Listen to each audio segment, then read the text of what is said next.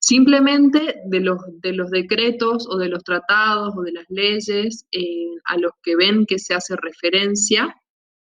Acá, por ejemplo, dice, los decretos de necesidad y urgencia del Poder Ejecutivo Nacional. Pueden copiar y pegar textualmente estos decretos y ponerlos, van a estar en el primer orden, ¿sí? O en la primer orden de la pirámide de Kelsen. Ustedes van viendo cómo lo hacen para estructurarlo, pero con simplemente enunciarlos está bien. O sea, la idea es que ustedes, que nosotros veamos que pueden identificar cuál es el peso de la normativa, digamos, y cuál es dentro de la pirámide de Kelsen, cómo los organizaríamos. ¿Quién estaría por encima, como la Constitución Nacional o que tiene jerarquía constitucional, y más abajo qué decretos o qué normativas tenemos, ¿sí? Acuérdense también la diferencia entre lo que es nación y de provincia. Decimos que luego de la lectura de este decreto del COE, tienen que analizar, esto es, por eso mismo es la idea es que haya un intercambio entre los compañeros de que van a realizar el trabajo. Luego de la lectura tienen que considerar si se restringen algún tipo de derechos a los ciudadanos, ¿sí? Si hay algunos derechos que estén reconocidos por la Constitución Nacional o que son supremos, y estos se están restringiendo a través de una resolución del COE, ¿sí? Y en el caso de que ustedes consideren que sí se restringen los derechos, ¿cuáles son los fundamentos o la justificación por los que ustedes consideran que se puede realizar esto? ¿Sí? Si ustedes lo leen detalladamente al decreto, las respuestas están en la simple lectura de la misma resolución del COE. Después, no sé si lo pudieron abrir al práctico o quieren que se los comparta en pantalla.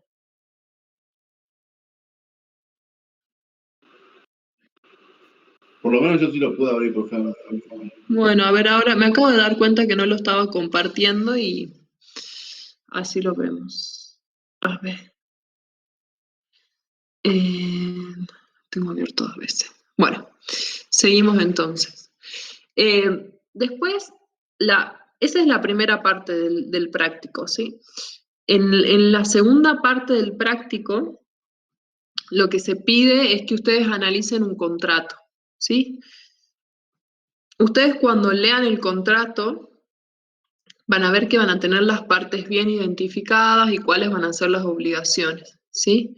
Esto es interpretación y una lectura de comprensiva de lo que se le está dando. Entonces pensemos que en relación a este contrato de locación de servicio profesional, lo que nosotros le pedimos es que clasifique las obligaciones que surgen del contrato.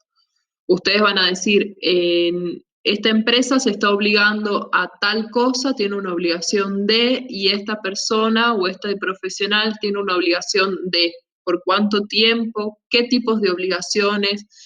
Eso es para que lo lean y lo vayan identificando. Después vamos a hablar de indique la fuente de las obligaciones del punto 1 y sus elementos, ¿sí? ¿De dónde va a surgir la fuente de las obligaciones? ¿De dónde surgen estas obligaciones que habíamos identificado? Y finalmente, que ya no tiene que ver con el contrato, sino que elabora un esquema conceptual donde se diferencie lo que es la novación, la confusión y la compensación. Esto no tiene que ver con el contrato de locación de servicios, pero es para que ustedes hagan un esquema conceptual donde digan cuál es la diferencia o en qué se refiere, qué es una innovación, qué es una compensación y qué es una confusión. ¿Sí? Ese es el punto 2 del práctico. Y como punto 3, este es muy simple, es solamente habiendo leído el material de obligaciones se puede completar. Las obligaciones son de tanto, tanto y no hacer. No hay obligación sin causa, bueno, y las obligaciones son civiles o meramente naturales. Bueno, este es bastante simple, ¿sí? Y después tenemos el punto 4, que es elegir uno de los contratos en particular estudiados. Ahora pensemos en las clases de contratos que habíamos visto, que yo di la clase de clasificación de los contratos, y dentro de la clasificación de los contratos habíamos analizado uno de los contratos que eran los contratos en particular. O sea, literalmente el mismo apunte, dice contratos en particular, dos puntos, y los enuncia, ¿sí? De esos contratos que están enunciados en el material, le pido que elijan uno solo, ¿sí? Entonces ahora pensando en ese contrato que elegimos, como por ejemplo puede ser la compraventa, tenemos que decir, imaginemos un supuesto. Entonces, si decimos que dentro de una compraventa que Juan le compra un alfajor a Pedro, bueno, sobre este identifique la importancia de las figuras jurídicas de persona. Entonces, ¿qué características tiene que tener Juan para poder vender el alfajor y qué características tiene que tener Pedro para poder comprarlo, ¿sí?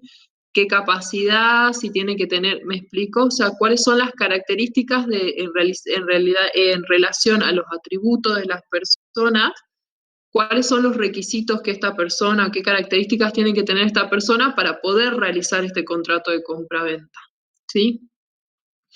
Y qué relación tiene estas características con las personas. O sea, ¿se puede obligar un incapaz? ¿Se puede obligar una persona que no tenga plena disposición de sus bienes? ¿Sí? Va como a eso la pregunta. Por eso es que en este punto lo que pedimos es que se analice la capacidad de las personas y los demás atributos necesarios para contratar y que se analicen las obligaciones a las cuales se comprometen los sujetos de su supuesto. ¿Sí? Eso es el práctico. No se asusten por lo largo porque tiene muchísimas resoluciones, o sea, tiene la resolución que se transcribe y que se adjunta. Es bastante larga, pero es de una lectura simple. Y por otra parte también tenemos, bueno, lo del contrato que también le suma bastante al práctico. ¿Sí? ¿Entendieron? ¿Necesitan saber algo más? ¿Alguna consulta?